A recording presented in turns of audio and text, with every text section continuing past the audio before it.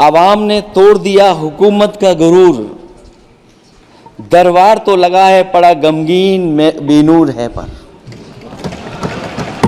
अध्यक्ष महोदय, दरबार तो लगा है पर बड़ा गमगीन बेनूर है। और पहली बार ऐसा लग रहा है हारी हुई सरकार विराजमान है। जनता कह रही है चलने वाली नहीं सरकार। अध्यक्ष महोदय, जनता कह रही है चलने वाली नहीं, ये गिरने वाली सरकार है। और क्योंकि ऊपर से जुड़ा कोई तार नहीं, नीचे कोई आधार नहीं, अधर में जो है अटकी हुई वो तो कोई सरकार नहीं। जिस गंगा जल को हाथ में लेकर सच कहने की कसम खाई जाती है, कम से कम उस गंगा जल से तो झूठ ना बोला जाए।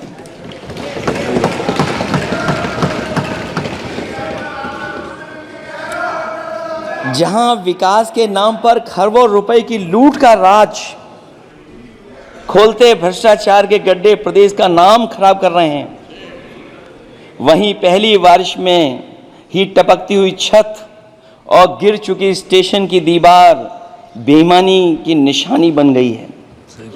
अध्यक्ष महोदय, विकास का ढिढोरा पीटने वाले इस विनाश की जिम्मेदारी कब लेंगे? नौजवान जब भी तैयारी कर करके जाता था और परीक्षा दे करके लौटता था तो उसको पता लगता था कि पेपर लीक हो गया। और उत्तर प्रदेश में केवल एक पेपर लीक नहीं हुआ है, जितनी भी परीक्षाएं हुई हैं सब पेपर लीक हुए हैं। केवल उत्तर प्रदेश ही नहीं, मैं माननीय सांसद की तरफ से सुन रहा था, कई ऐसे प्रदेश हैं जहां पर परीक्षाएं देने तो बच्चे गए लेकिन वहां भी पेपर लीक हो गया। और अभी जब 4 जून को रिजल्ट आया, उसके बाद जो बात उठी है, देश की सबसे प्रेस्टिजियस परीक्षा, उसका भी पेपर लीक हो गया। और आखिरकार ये पेपर लीक हो क्यों रहा है? सच्चाई तो ये है कि ये सरकार पेपर लीक इसलिए करा रही है कि सरकार नौकरी नहीं देना चाहती, रोजगार नहीं देना चाहती, उन नौजवानों का भविष्य नहीं बनने देना चाहती। हजूरे आला आज तक खामोश बैठे इसी गम में, हजूरे आला आज तक खामोश बैठे हैं इसी गम में, महफिल लूट ले गया कोई जबकि सजाई हमने। योगी जी के लिए, योगी जी के लिए। अध्यक्ष महोदय, ईवीएम पे मुझे कल भी भरोसा नहीं था, आज भी नहीं भरोसा। मैं 80 की 80 सीट जीत जाऊं तब भी नहीं भरोसा। और मैंने अपने चुनाव में कहा था अध्यक्ष महोदय, ईवीएम से जीत करके ईवीएम हटाने का काम करेंगे। न ईवीएम का मुद्दा मरा है न जाएगा खत्म। जब तक ईवीएम नहीं हटेगी हम समाजवादी लोग उस बात पर अड़ग रहेंगे। आप देख रहे हैं देश लाइव, देश की आवाज। अध्यक्ष जी, सत्ता पक्ष और विपक्ष दोनों लगातार अपनी बात रख रहे हैं। मैं सबसे पहले अध्यक्ष जी आपको और आपके साथ साथ सभी चुने हुए सांसदों को मैं बधाई और शुभकामनाएं देना चाहता हूं।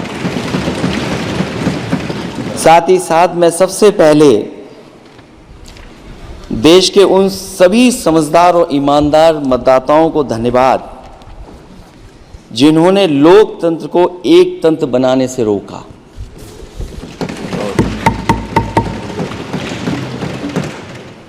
चुनाव के समय पर अध्यक्ष जी ऐसा कहा गया कि 400 पार। मैं समझदार जनता को फिर एक बार धन्यवाद दूंगा और मैं कुछ कहना चाहता हूं कि आवाम ने तोड़ दिया हुकूमत का गुरूर, दरबार तो लगा है पड़ा गमगीन बेनूर है पर। अध्यक्ष महोदय, दरबार तो लगा है पर बड़ा गमगीन बेनूर है। और पहली बार ऐसा लग रहा है हारी हुई सरकार विराजमान है। जनता कह रही है चलने वाली नहीं सरकार। अध्यक्ष महोदय, जनता कह रही है चलने वाली नहीं, ये गिरने वाली सरकार है। और क्योंकि ऊपर से जुड़ा कोई तार नहीं, नीचे कोई आधार नहीं, अधर में जो है अटकी हुई वो तो कोई सरकार नहीं। दरअसल पूरा इंडिया समझ गया है कि इंडिया ही प्रो इंडिया है। इस चुनाव में इंडिया अलायंस की नैतिक जीत हुई है। ये पीडीए इंडिया की सकारात्मक राजनीति, पॉलिटिक्स जो पॉजिटिव है, पॉजिटिव पॉलिटिक्स की जीत हुई है। ये इंडिया पीडीए की सोशल जस्टिस मुहिम की विक्ट्री है। 2024 का परिणाम हम इंडिया वालों के लिए जिम्मेदारी से भरा पैगाम भी है। और अगर हम यूं कहें अध्यक्ष महोदय कि 15 अगस्त 1947 अगर उपनिवेशिक राजनीति से आज़ादी का दिन था, तो 4 जून 2024 देश के लिए सांप्रदायिक राजनीति से आज़ादी का दिन रहा। ये सांप्रदायिक राजनीति के अंत और सामुदायिक राजनीति की शुरुआत है। जहां सांप्रदायिक राजनीति का अंत हुआ है, वहीं सामुदायिक राजनीति की शुरुआत हुई है। सबसे अच्छी बात हुई ये है कि इस चुनाव में सांप्रदायिक राजनीति की हमेशा के लिए हार हो गई है। अध्यक्ष महोदय, कहने को सरकार ये कहती है कि ये 5th लार्जेस्ट इकोनॉमी बन गई है और जीडीपी के मामले में 5th वर्ल्ड की इकोनॉमी बन गई है। लेकिन अध्यक्ष मोदी, ये सरकार क्यों छिपाती है कि अगर ये हमारी सबसे लार्जेस्ट इकोनॉमी, अगर हम 5वें नंबर पर हैं, तो हमारे देश की पर कैपिटा इनकम, प्रति व्यक्ति आय हमारे किस स्थान पर पहुंची है। और हम लोगों ने तो अध्यक्ष महोदय देखा है कि अगर दिल्ली की सरकार ने कहा होगा कि $5 ट्रिलियन की इकोनॉमी बनेगी, तो जहां से प्रधानमंत्री जी चुन करके आते हैं, वहां का प्रदेश की सरकार भी कह रही कि हम $1 ट्रिलियन इकोनॉमी बना लेंगे। देश की इकोनॉमी कहां पहुंच गई, पर कैपिटा इनकम क्या है। लेकिन अगर उत्तर प्रदेश की इकोनॉमी को अगर $1 ट्रिलियन की इकोनॉमी बनना है, तो कम से कम 35% की ग्रोथ चाहिए। मुझे नहीं लगता है कि 35% की ग्रोथ उत्तर प्रदेश पा पाएगा। हम हंगर इंडेक्स में कहां खड़े हैं, नीचे से कहां हैं। जो 5th लार्जेस्ट इकोनॉमी की बात कर रहे हैं, वो इनइक्वालिटी के पैरामीटर पे कहां खड़े हैं, वो हैप्पीनेस इंडेक्स में कहां खड़े हैं। और जो लोग चुनाव को अपने तरीके से मोड़ते हैं, मैं उन्हें कहना चाहता हूं कि अध्यक्ष महोदय, इस चुनाव के परिणाम ने तोड़ने वाली राजनीति को तोड़ दिया है और जोड़ने वाली राजनीति की जीत हुई है। इस चुनाव में धन छल बल की नकारात्मक राजनीति की शिकस्त हुई है। ये चुनाव जो देश का हुआ, ये सकारात्मक राजनीति का नया दौर शुरू हुआ है। इस बार प्रो कॉन्स्टिट्यूशन वालों की जीत हुई है। हम मानते हैं संविधान ही संजीवनी है, उसी की जीत हुई है। ये संविधान मंथन में संविधान रक्षकों की जीत हुई है। अब ऊपर से नीचे की राजनीति का अंत हो गया है। अब नीचे से जो समाज की जो आवाज उठेगी, वही राजनीति का आधार बनेगी।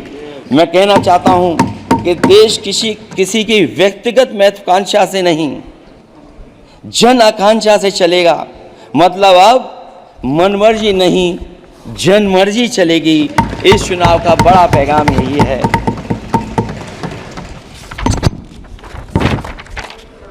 अध्यक्ष महोदय, बहुत सी बातें हुई हैं। अगर उत्तर प्रदेश की बात न हो, क्योंकि अध्यक्ष महोदय सबसे बड़ा प्रदेश जहाँ है, उसने हर बार दूसरे दल को समर्थन देकर के सरकार बनाई। मैं उन्हीं लोगों से कहना चाहता हूं कि लोग क्यूटो की फोटो लेकर बनारस की गलियों से लेकर के गंगा जी तक ढूंढ रहे हैं। उनको लगता है जिस दिन मां गंगा साफ हो जाएंगी, शायद उस दिन कहीं क्यूटो उसकी गोद में कहीं मिल जाएगा। बनारसी लोग चाहते हैं कि कोई गंगा जी के भी तल में उतरकर उसका दर्द भी जाने।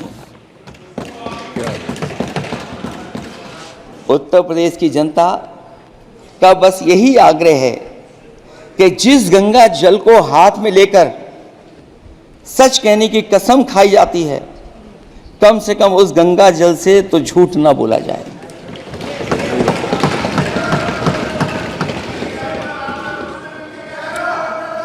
जहां विकास के नाम पर खरबों रुपए की लूट का राज खोलते भ्रष्टाचार के गड्ढे प्रदेश का नाम खराब कर रहे हैं, वहीं पहली बारिश में ही टपकती हुई छत और गिर चुकी स्टेशन की दीवार बेईमानी की निशानी बन गई है।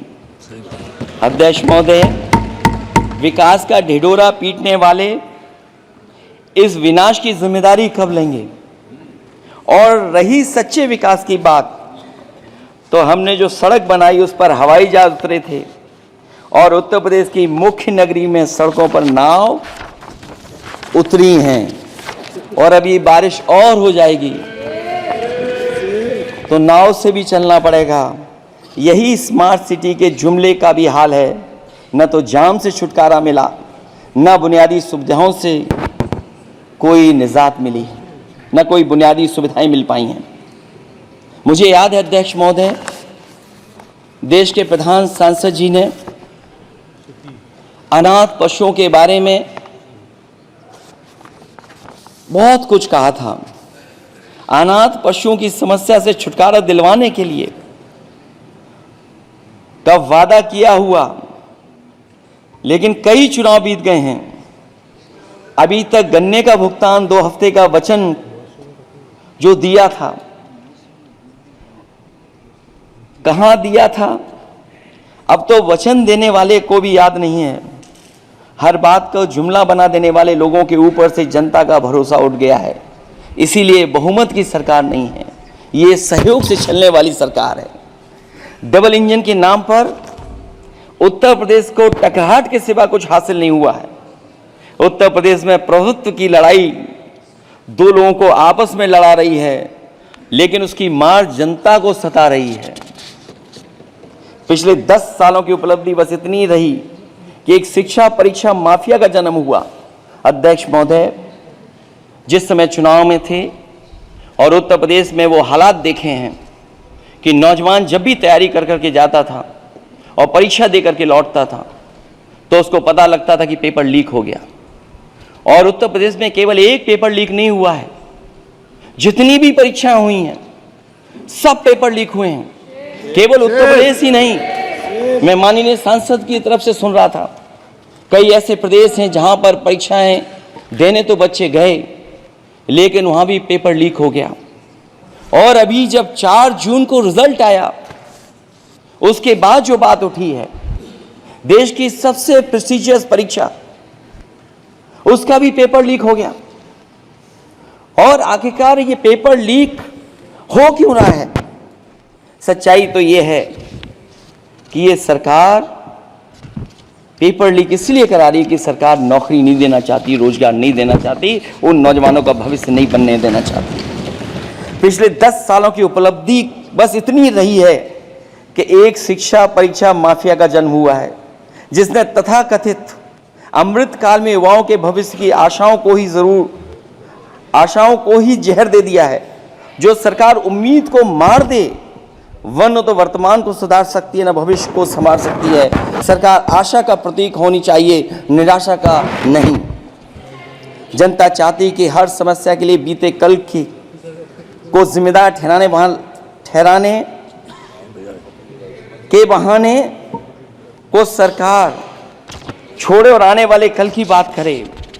अगले 1000 साल के झूठे सपने दिखाने वाले अगले महीने होने वाली परीक्षाओं के लीक न होने की गारंटी कब लेंगे? जनता अब न तो किसी बहकावे में आएगी और न किसी के बहलावे फुसलावे में आएगी। जो लोग कहते हैं कि अमृत काल की बात करने वाले जनता का जागरण काल आ गया है। आज इस सदन में नए राजनीतिक जागरण के अनेक प्रतिनिधि बैठे हैं।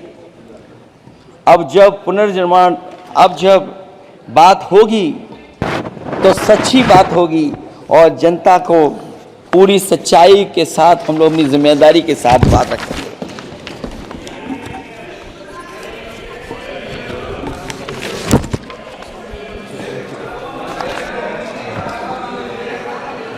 अध्यक्ष महोदय,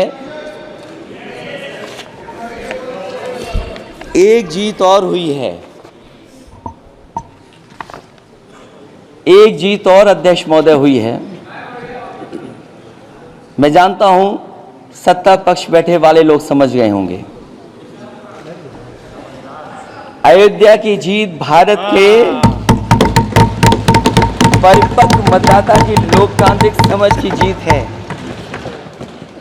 और हम तो अध्यक्ष महोदय यही सुनते आए हैं, होए वही जो राम रची राखा। यह है उसका फैसला। अध्यक्ष महोदय, होई वही जो राम रची राखा, यह है उसका फैसला जिसकी लाठी में नहीं होती आवाज। जो करते थे किसी को लाने का दावा, वो हैं खुद किसी के सहारे के लाचार।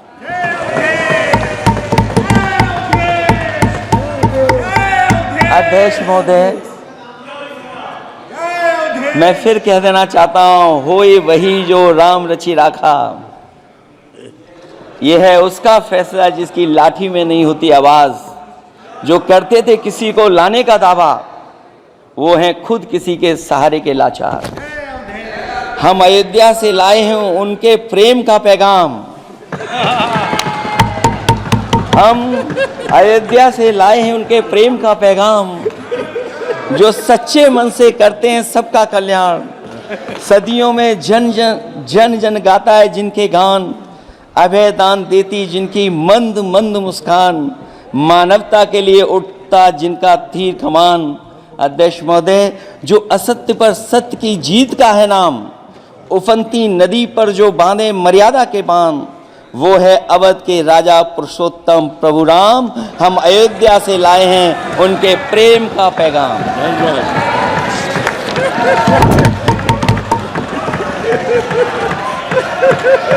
अध्यक्ष महोदय,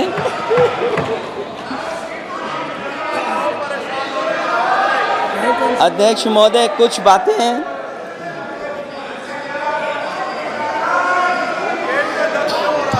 अध्यक्ष महोदय कुछ बातें समय और काल से परे होती हैं। इसलिए आज यहां उत्तर प्रदेश के सदन में पढ़ा गया एक शेर याद आ गया, जो तब सही था अब और सही साबित हो रहा है। इजाजत हो अध्यक्ष जी तो मैं अर्ज करूं। हजूरे आला आज तक खामोश बैठे इसी गम में। हजूरे आला आज तक खामोश बैठे हैं इसी गम में। महफिल लूट ले गया कोई जबकि सजाई हमने। योगी जी के लिए, योगी जी के लिए।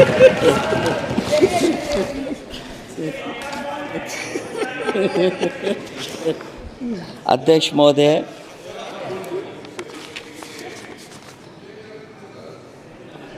मैं मॉडल ऑफ कंडक्ट जब चुनाव हुआ, लागू हुआ, उस समय मैंने देखा कि कुछ लोगों पर मेहरबान रही सरकार और कमीशन भी। कई, मैं बहुत डिटेल में नहीं जाना चाहता हूं अध्यक्ष महोदय, लेकिन कहीं ना कहीं प्रश्न उस संस्था पे भी लगा है, और अगर उस संस्था पर प्रश्न लगा है तो लगाने वाली सरकार की वजह से लगा है। इसलिए अगर निष्पक्ष होगी वो संस्था तो न केवल हमारा लोकतंत्र स्वस्थ होगा, बल्कि हमारे लोकतंत्र और मजबूत दुनिया में दिखाई देगा। अध्यक्ष महोदय, ईवीएम पे मुझे कल भी भरोसा नहीं था, आज भी नहीं भरोसा। मैं 80 के 80 सीट जीत जाऊं तब भी नहीं भरोसा। और मैंने अपने चुनाव में कहा था अध्यक्ष महोदय कि ईवीएम से जीत करके ईवीएम हटाने का काम करेंगे। न ईवीएम का मुद्दा मरा है, न जाएगा खत्म। जब तक ईवीएम नहीं हटेगी हम समाजवादी लोग उस बात पर अड़ग रहेंगे। उत्तर प्रदेश अध्यक्ष महोदय वो प्रदेश है जिसने सरकार बीजेपी की बनवाई, एक बार नहीं 2 बार बनवाई, और उसी उत्तर प्रदेश के साथ कितना बड़ा भेदभाव, उत्तर प्रदेश के साथ बड़ा भेदभाव। मुझे याद है वो दिन जब प्रधानमंत्री जी एयरफोर्स के सबसे भारी वाहन हवाई जहाज से उतरे थे सड़क पर।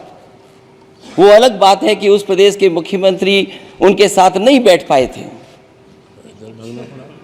लेकिन वो एक्सप्रेसवे जो बना था और आज भी जो उत्तर प्रदेश में बन रहे हैं वो उत्तर प्रदेश के बजट से बन रहे हैं। लेकिन दिल्ली की तरफ से कोई एक्सप्रेसवे अभी नहीं दिया गया है। न केवल इंफ्रास्ट्रक्चर में भेदभाव हुआ है, बल्कि हमें याद है कि प्रधानमंत्री जी ने बड़े पैमाने पे गांव गोद लिए थे। और सोचिए, अगर देश के प्रधान सांसद अगर किसी गांव को गोद ले लें और उस गांव की तस्वीर न बदले तो शायद मैं नहीं समझता हूं कि किसी गांव की तस्वीर 10 साल में बदली होगी। मुझे वो गांव जिसको उन्होंने गोद लिया, जो प्रधानमंत्री जी की आदर्श योजना थी उसके तहत जो गोद लिया गया था गांव, वो 5 वर्ष पहले खूब शोर हुआ था कि बनारस शहर की तरह डोमरी में चमचमाने लगेगा एक गांव। हकीकत में कुछ नहीं हुआ। उसकी दुर्दशा वैसी की वैसी है, जैसे था गांव वैसे ही का वैसा है।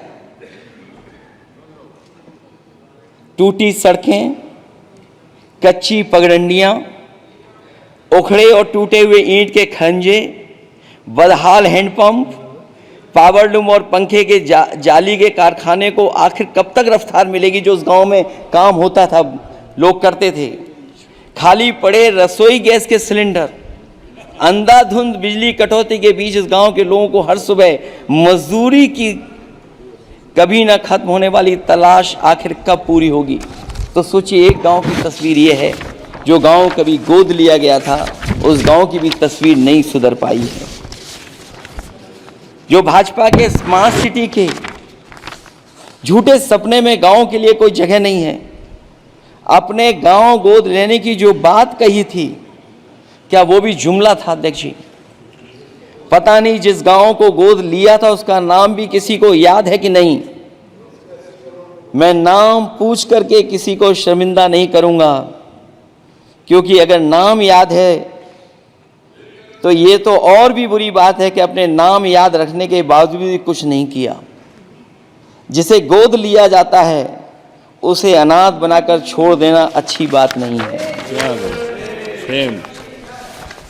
और अगर तस्वीर अध्यक्ष महोदय बदली हो 10 साल में उन तमाम गोद लिए हुए गांवों की, तो मैं सत्ता पक्ष के लोगों से कहूंगा जरूर इस सदन में बात रखें, जरूर बताएं आप। जो बात कभी अध्यक्ष महोदय कास्ट सेंसस की उठी थी,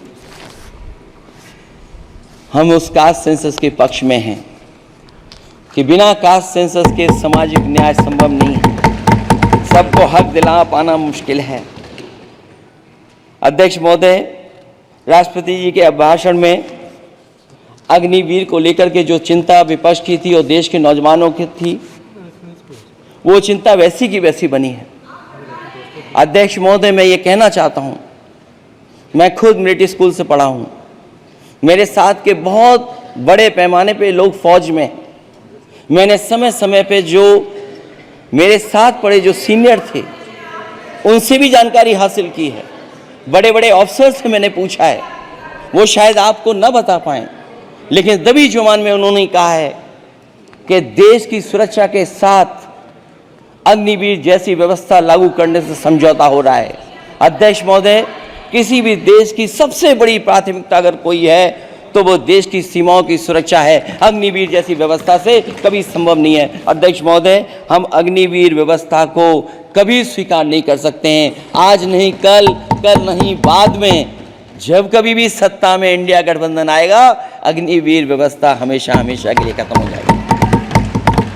अध्यक्ष महोदय, जिन्होंने कहा कि हम आय किसानों की दोगुनी कर देंगे,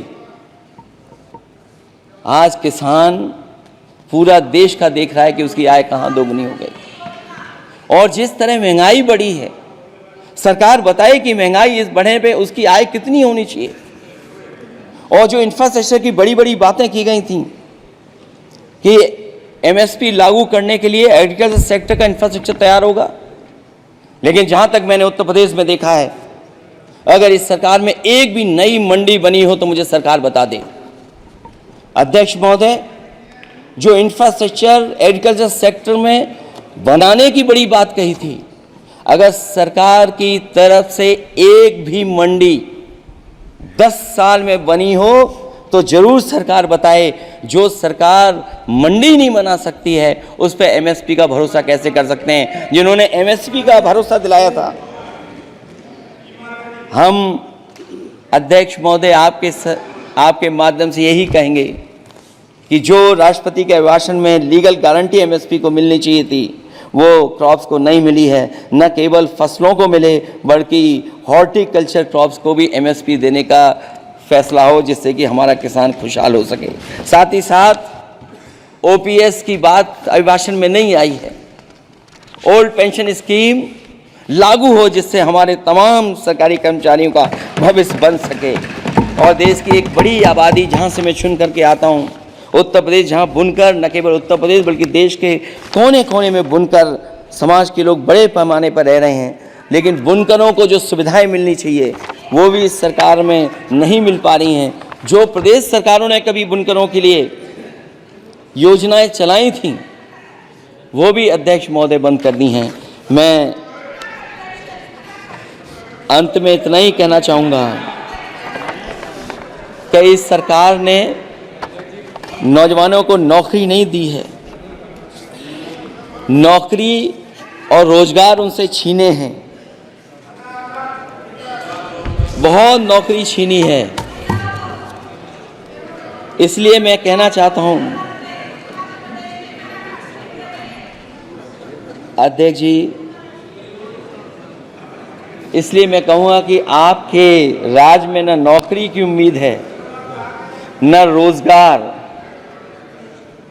क्योंकि आपने छोटे कारोबारी तक को इतना छोटा बना दिया है कि न तो वो अपना पेट भर सकता है, न किसी को नौकरी पर रख सकता है। जो कुछ पद निकलते भी हैं तो उन पर लेटरल एंट्री के नाम से पिछले दरवाजे से कुछ खास संगी साथियों को रख लिया जाता है। आरक्षण का हक नॉट फाउंड सुटेबल के नाम पर हड़पा जा रहा है। और अध्यक्ष महोदय, आरक्षण के साथ इतनी खिलवाड़ किसी सरकार ने नहीं की होगी जितनी खिलवाड़ इस सरकार ने की है। जहां सरकारी नौकरियां नहीं दी जा रही हैं, और सरकारी नौकरियां इसलिए नहीं दी जा रही हैं क्योंकि उन्हें आरक्षण देना पड़ेगा। जिस प्रदेश से मैं आता हूं वहां सबसे बड़े पैमाने पे नौजवान बेरोजगार है। और पिछले 10 साल में जो पेपर उन्होंने लीक कराए हैं वो इसीलिए कराएं क्योंकि नौकरी ना देनी पड़े, और अगर नौकरी देनी पड़ेगी तो उन्हें आरक्षण भी देना पड़ेगा। ये जानबूझ करके सरकार नौकरी और आरक्षण के साथ खिलवाड़ कर रही है।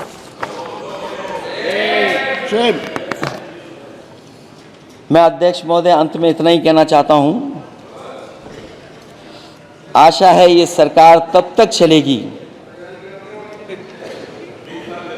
तब तक उसके केंद्र में इस देश का हर एक गरीब, शोषित, वंचित, पीड़ित, पिछड़ा, दलित, अल्पसंख्यक, आदिवासी, महिला, युवा, छोटा कारोबारी, ईमानदार, नौकरी पेशा, आम आदमी और कर्मचारी, अधिकारी, मजदूर और किसान होगा, ना कि धनवान होगा। और शासन के आधार पर संविधान होगा। वह जुमलों की जगह सच में महंगाई, बेरोजगारी, भ्रष्टाचार, गरीबी, भुखमरी, सांप्रदायिक हिंसा, दलित व महिला उत्पीड़न, सामाजिक अन्याय जैसे मूलभूत मुद्दों का समाधान होगा। और भोजन, बिजली, पानी, दवाई, पढ़ाई जैसी बुनियादी जरूरतों के लिए कागजी योजनाओं की जगह सच में इंतजाम होगा।